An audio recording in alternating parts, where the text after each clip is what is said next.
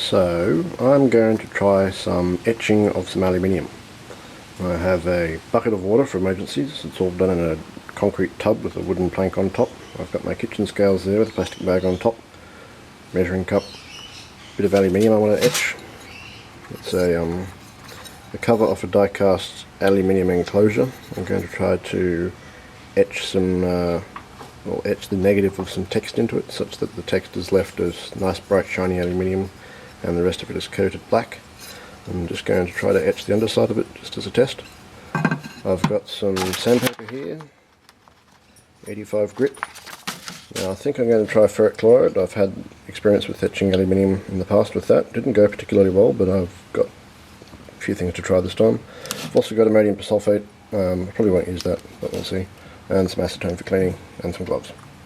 So my plan is to sand that back, get a nice surface on it, and then draw a test pattern on here with just a regular permanent marker. I've used this for touching up PCB etches before and it's worked remarkably well. So I'll try just writing some text on there and a few thin lines and a few thick lines and see how it goes. And then I'm going to dilute this 50-50 with water using my scales, and then I'm just going to drizzle a little bit onto there and see how it goes. And then dunk it in the bucket over there, and then not tip it down the sink because I will dispose of it in an environmentally friendly manner. Okay, so I've scoured that back now, washed it with some acetone, and drew on that with my permanent marker. And the text is the first thing I drew, so it's a pretty thick layer, and then I shook it before I drew that little wobbly shape there. This little spiral here is a bit of a thinner layer, so we'll see how that goes. I drew some close parallel lines there to see if the stuff would flake off, and I put a couple of dots, big dot, little dots, and a circle, and a zigzag. Okay, see how that goes. Okay, so I've got the 50-50 mixture mixed up. If you're particularly curious, it's a 42% solution of ferric chloride and water already. So now it's going to be a 21% solution. I've diluted it down. Now I have nitrile gloves on, safety glasses, got a tub of water for emergencies. So now I'm going to try to drizzle that onto here and film it at the same time. So this could be entertaining. So I'm going to pour a little bit on there just to cover up the text, what's there, and I'm going to watch it for a little while, and then I'm going to tip it down the sink. It may react super violently, but I don't think so.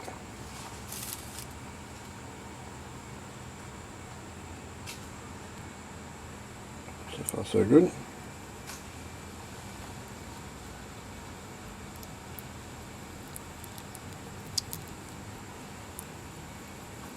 Okay, I'm starting to see bubbles.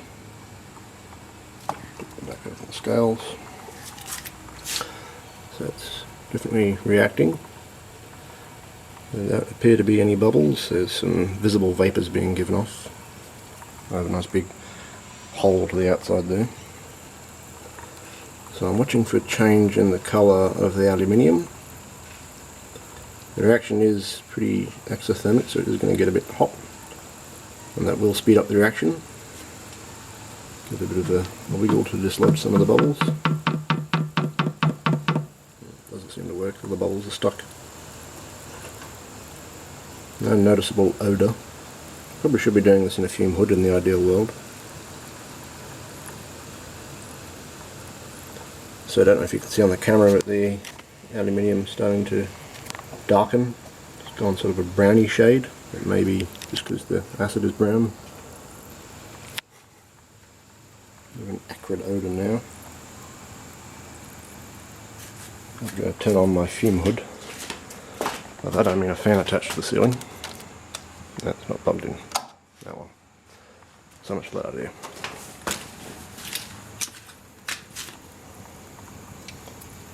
Still bubbling.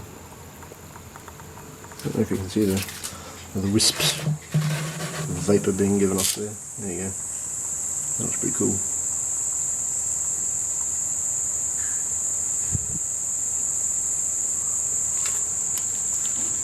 So last time I was etching with this stuff, I just dropped a block of aluminium into a cup of pure that stuff, and it started out pretty benign. There's this sizzle pop bubble, and then it progressively got more violent from there. As it got hotter, the reaction sped up, and so on and so forth, and ended up foaming up everywhere. Managed to get it outside before it foamed all over the kitchen, but doing it downstairs this time. Okay, so it's gone pretty much opaque now. Had I been thinking ahead of time, I would have got some sort of plastic spatula or something with which I could sweep it around and sort of clear out those bubbles and give us an idea of what's under the hood.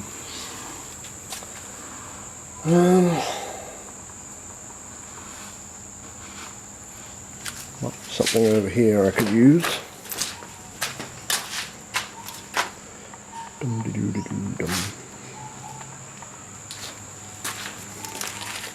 Need a piece of wood. It might work. A bit grotty.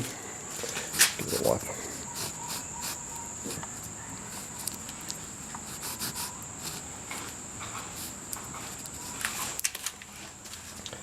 Glasses back on.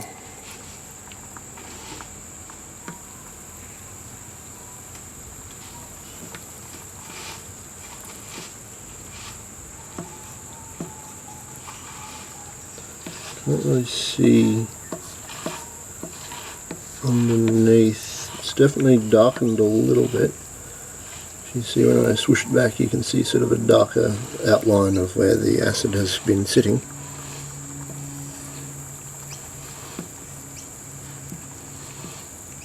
Try not to scratch off any of the etch resist.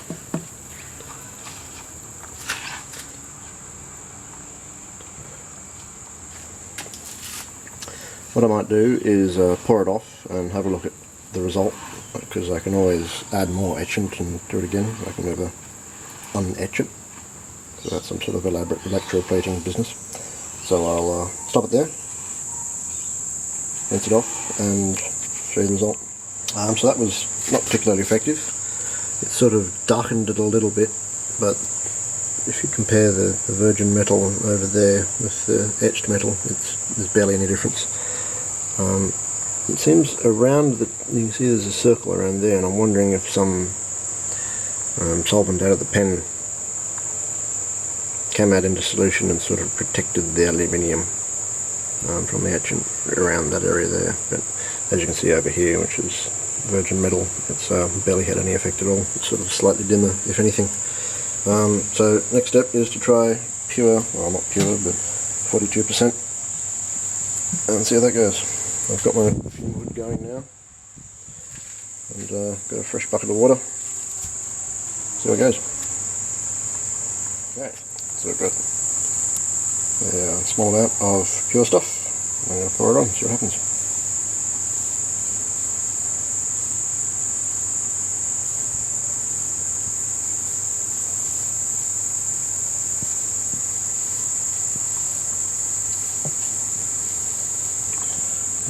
Mozzie. Got him. Right. Bubbling a bit more ferociously than last time. A wiggle. Dislodge some of those bubbles. Interesting. There's a the pattern of ink I drew on there has bubbled up to the surface, and it moves about as I shake it. Wonder what causes that. So I'll let it go for a bit longer than I did last time. I might not record the whole thing. I'll start recording again in say 2 minutes and I'll see how it's gone. Okay, so that's been about 2.5 minutes. If I was more scientific I'd have a little timer here, but here we are. As you can see, it's reacting pretty crazily. I have been sort of giving it a slush back and forth to sort of little waves in it to wave it around. Can't see the bottom anymore on account of all the froth, and it's changed colour a bit. It's gone a bit of a darker caramelly brown. The aluminium is getting a bit hot, which is to be expected. Not so hot I can't touch it, but it's going to get a bit hotter now in the near future, I think. What then? I'll dunk it in the bath, give it a rinse and acetone to wash the permanent marker off, and so we go. I'm a bit paranoid about getting ferric chloride on my shiny camera. And it's sort of bubbling off, so I'll kind of keep it back a little way. And I've got some on my glove too, you can see the little spots. Right. It's had a little bit more of an effect, but barely any at all. The spiral I drew faintly is almost gone. That was not too bad, and the text is managing fine. I won't use it the last drag I've got here and just put a blob in the middle there and just leave it until it stops reacting, or I lose patience. And we'll see how that goes. So far this doesn't look like a very effective way of etching aluminium.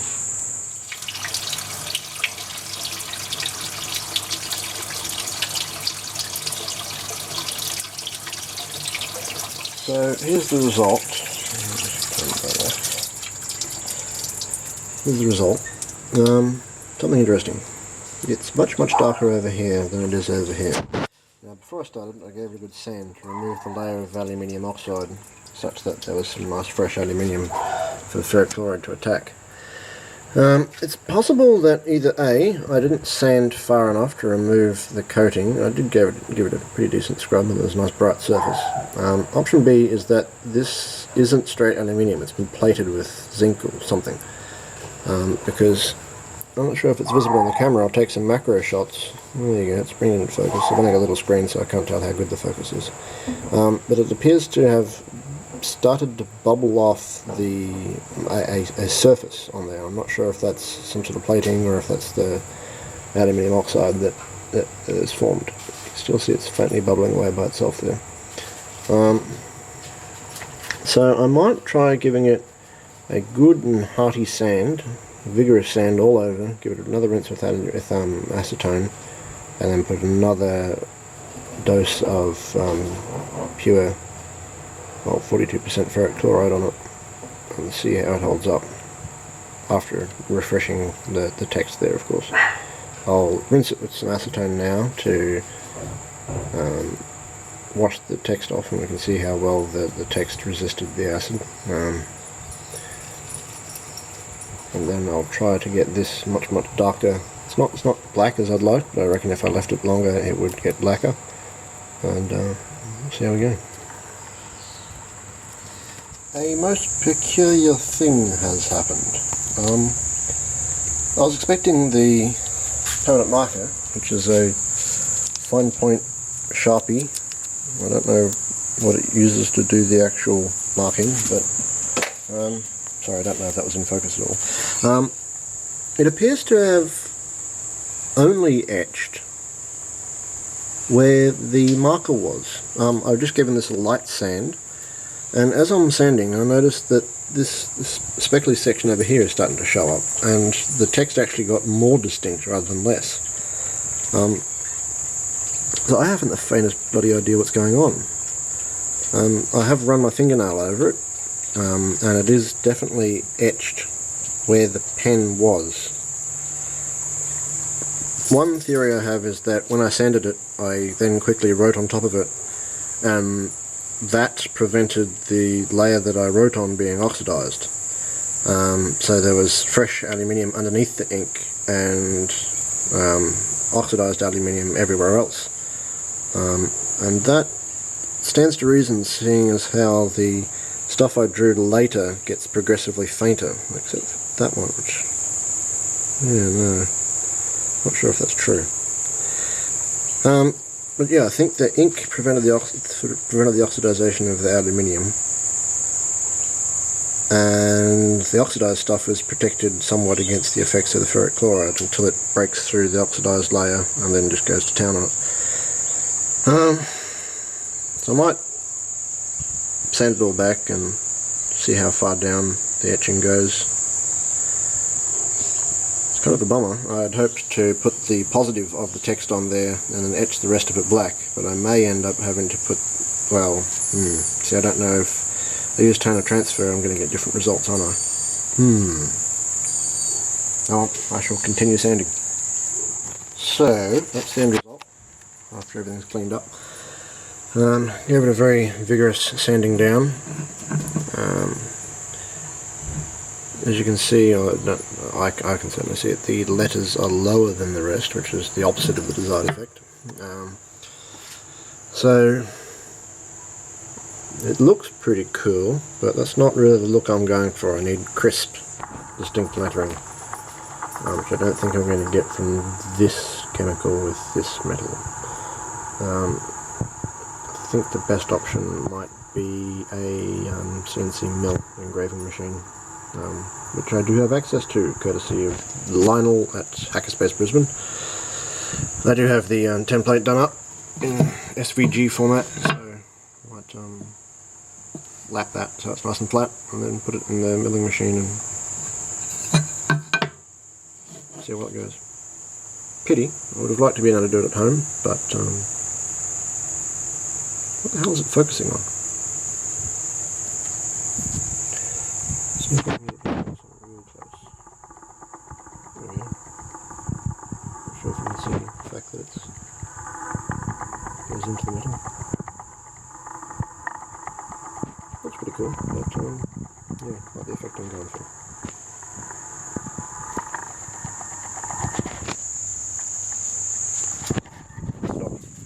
Dog, dog! There's a dog. Hello, dog. What are you doing in my lab?